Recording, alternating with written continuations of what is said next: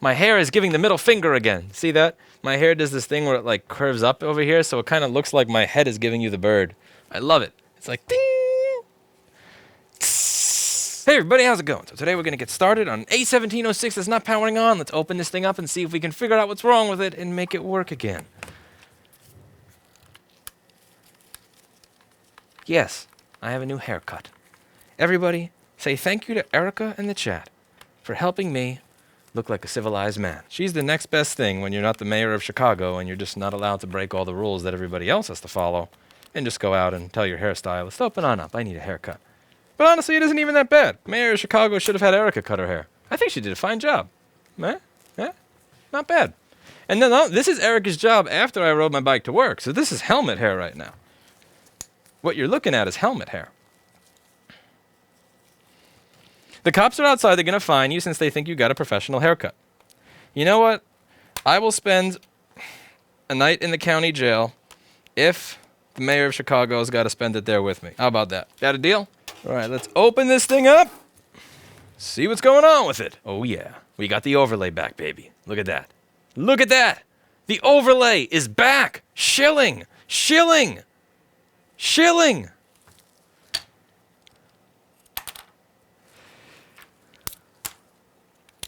SendYourMacBook.com. So the first thing we're going to do on this MacBook before we get started trying to fix it, see how many amps the board is taking by itself. Think of this like taking your blood pressure and your temperature when you first go to the doctor. I want to know, without the battery, how much is the board taking? Only the board, nothing but the board. 5 volts, 20 milliamps. What 5 volts, 20 milliamps means is that we're stuck at 5 volts. The USB-C port controller is not telling the charger, hey, I'm a MacBook. I don't want that 5 volts. You give that 5 volts to a cell phone or a GoPro. I'm a MacBook. I want 20 volts. But I'm too much of a sissy to ask for it because I'm bad at advocating for myself because the people that engineered me didn't put any liquid proofing in me. So I guess I can't really ask for it. But that's what it's like to be a MacBook. Being a MacBook means never being able to advocate for yourself. It looks like there's no corrosion, no collusion, no corrosion. No corrosion? No collusion. Tim Cook did not collude with Intercell to ensure that they don't sell charging chips to anybody else. Tim Cook says there was no collusion. It was a perfect phone call, he said.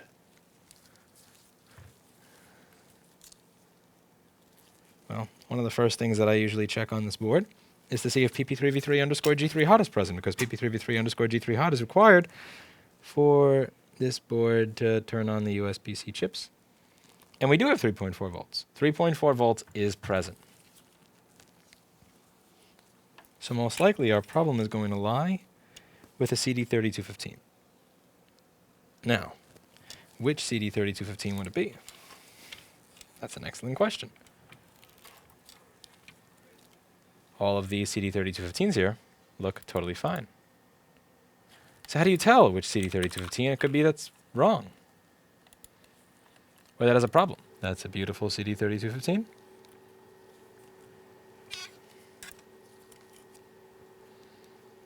That's a fine CD3215.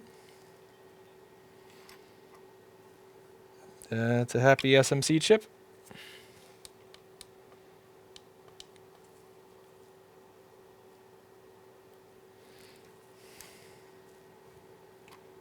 That CD3215 looks lovely. That CD3215 looks just fine.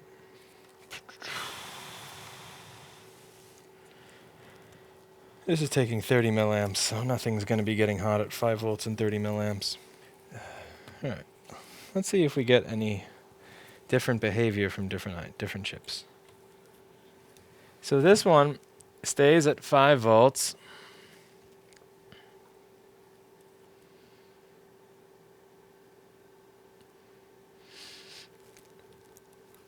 $20 milliamps.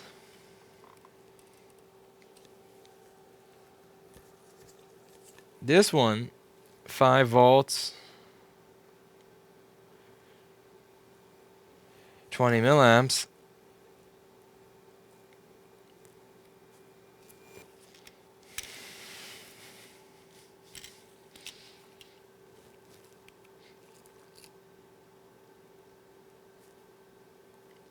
5 volts, 30 milliamps.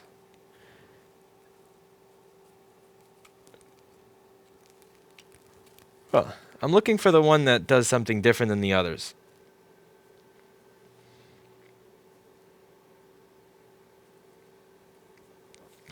Like this one turns on for a few seconds, then turns off.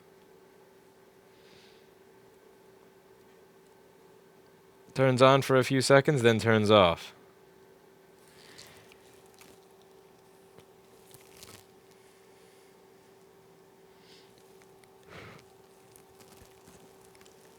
This one turns on for a few seconds, then turns off, but the other side doesn't do that.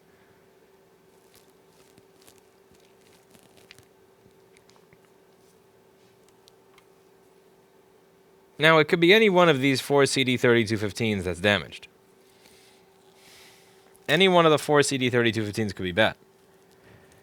Or it could be the SMC. And on this board, each of the 4 chips that could be bad, random, eeny, meeny, miny, mo style, is underfilled.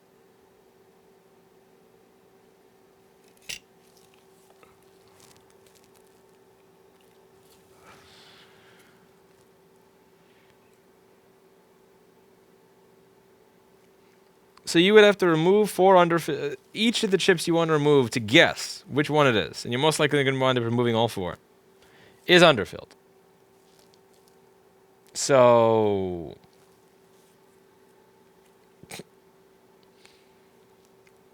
yeah.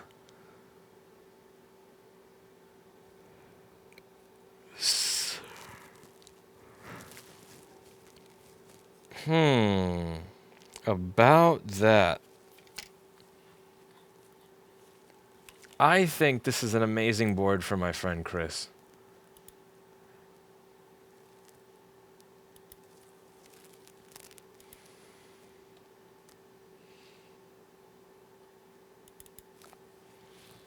Have I introduced you all to Chris? Could it be a short? It could be anything, but you can't be overly general with it. You have to try it. You have to find some way to narrow it down. Because could it be a short? Could it be an open? Could it be a bad component? I mean, it could be anything, literally. So, and that's the problem. That it could be anything. It could be one of those Thunderbolt ROMs, but how would that go bad?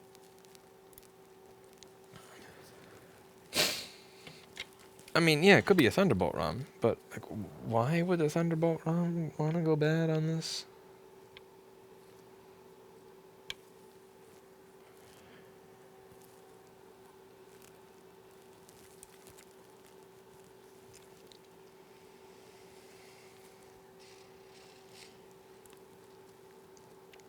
I would guess if it went bad on this side. Because this is, remember, there's 2 Thunderbolt ROMs, right? Let's go over this. So each CD3215 chip has 1 ROM for both chips. See? That's a Thunderbolt ROM chip over here. Thunderbolt SPI clock. Thunderbolt SPI clock. It's going to go through some resistors and then go to this CD3215 on the other side of the board. And it also goes to this CD3215 up here. Once you look on the other side of one of these fancy schmancy resistors.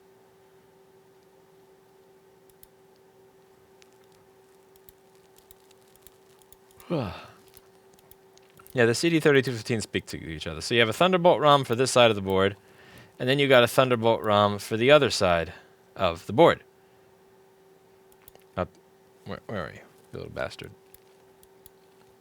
Here we go, this side. Now, what I'm looking for here, what I'm trying to do, is I'm trying to figure out how do I narrow down what the problem is to where I'm not asking the question, no offense, and I'm not trying to use you as the example here, but I kind of am, in the chat of, could it be a short? Could it be a bad cap? Could it be a bad resistor? There are over 1,000 fucking components on this board. You don't want to be asking that question. Never do you want to be asking such a general question. Because in that case, it would take you 6 months to fix one board. Especially if there's no corrosion. What you need to do is narrow it down. What is it likely to be? Now, what we find is that the port that has a different behavior than the others is the one with a malfunctioning CD3215. That was Chuckster. Yes, that was the chip. And if you take a look over here, you'll see that each chip on this side just stays going. It never boot loops. It just rides right off.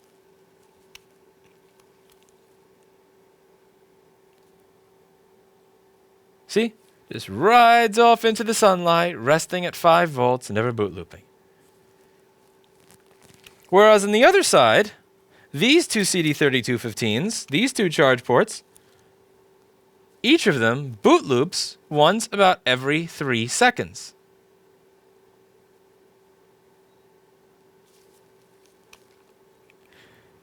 So then the question becomes, what makes these charge ports on this side different from these two on this side? But it's not just what makes them different, it's what makes them different in a pair. Now there's 2 things that make the charge ports on this side different from that side. The first set is the actual port itself. The second is the ROM. Now the port itself actually looks just fine. So I'm going to make a guess that it's the ROM. Let's see if I'm correct. Let's replace our ROM. So this here is my ROM. I'm going to replace my ROM with another one.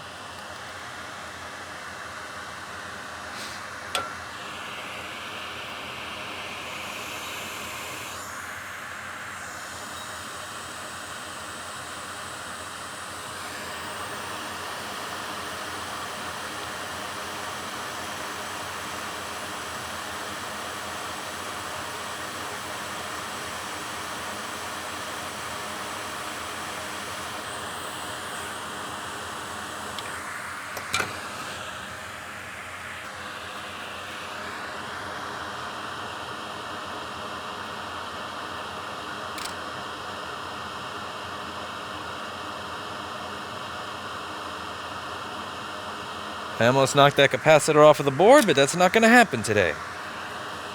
Today has been a terrible day for several reasons, but this is not going to be another one. We are going to make the most of today.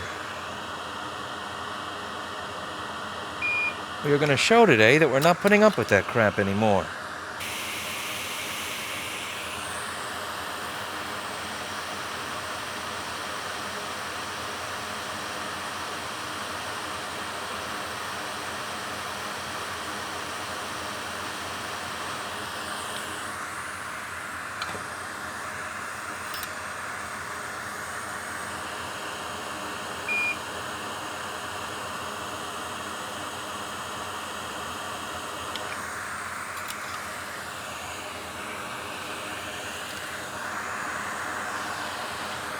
Rapid cool technology saves the day.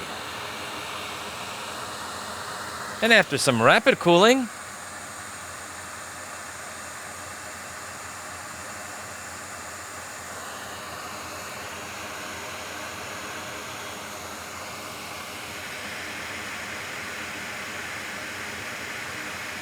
(99 milliamps), more than we had before. And 20 volts! 20 volts at 785 milliamps. I'm going to plug this thing in, and you're going to see that it gets a picture on its screen that's just as beautiful as this haircut on my head. You excited? You excited to see that beautiful picture on the screen? I bet you're as excited to see that picture on the screen as you are to see this handsome face when I got a proper haircut. Look at that. My hair is giving the middle finger again. See that? My hair does this thing where it like curves up over here, so it kind of looks like my head is giving you the bird. I love it. It's like ding. Every time right after I get a haircut, it does that naturally. It's beautiful. It's like my body naturally gives the board a middle finger.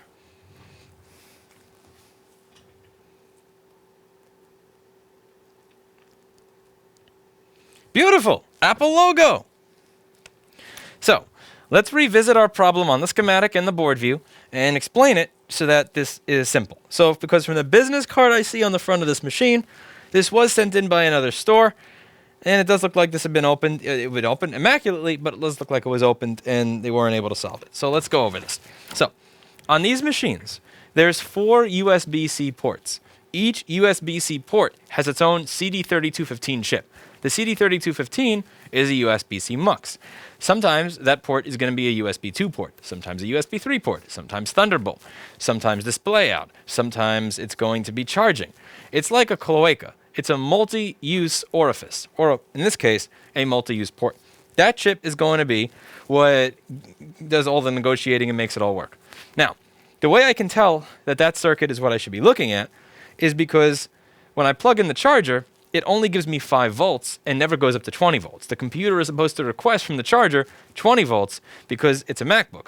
It doesn't want 5 volts. It wants 20 volts, but it lacks the ability to advocate for itself because it's a MacBook. So it gets stuck at 5 volts and get depressed, and then eventually, once it gets really depressed, it stops turning on and stops giving you a picture. Now, each one of those ports has its own USB CD3215. Now, the behavior from the circuit when it's working, when it's stuck at 5 volts like that, it turns on, and then 2 or 3 seconds later it turns off. Then it turns on, and 2 or 3 seconds later it turns off. The way that I learned this is because when I had a machine in front of me that was very, very badly liquid damaged, the port that was badly liquid damaged, if I plugged it in, would just stay on, 5 volts static. Whereas the port that was not liquid damaged would turn on 5 volts and then boot loop, 5 volts and then boot loop. Also remember that the way that Apple designed this piece of garbage is that if even one of those 4 ports stops working, you cannot charge the computer anymore. So let me repeat that. If one out of your 4 USB-C ports stops working, all of them stop charging.